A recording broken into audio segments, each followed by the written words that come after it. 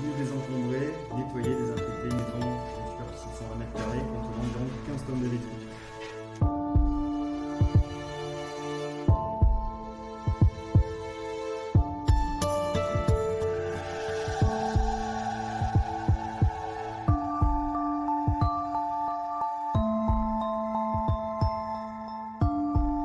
On avait en moyenne 1,50 m de détritus sur l'ensemble du logement avec des pics pouvant aller jusqu'à 2 mètres.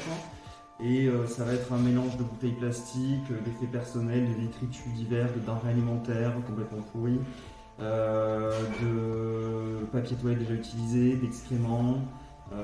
Ce qui caractérise les personnes atteintes du syndrome du Diogène, c'est de tout garder de manière compulsive, de faire du collectionnisme et de ne absolument rien jeter.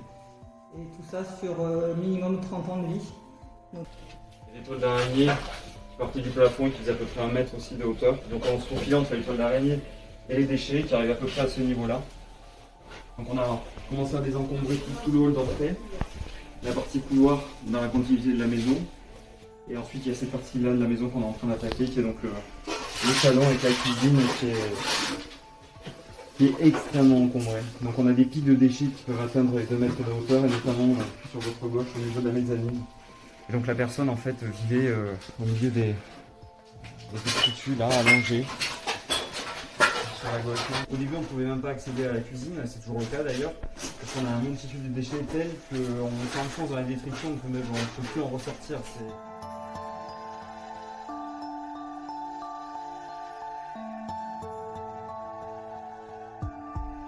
Pour montrer à quel point le collectionnisme est poussé, la propriétaire des lieux gardait des mégots de cigarettes empaquetés dans des petits sachets transparents. C'est très dangereux, surtout en période de canicule et qu'un incendie aurait pu partir comme un feu de paille.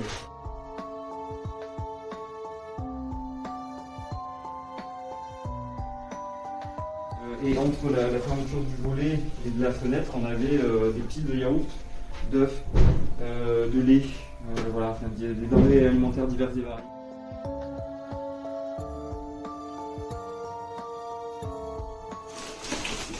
Parmi les détritus, on retrouve une cafetière neuve, complètement neuve, dans la balade.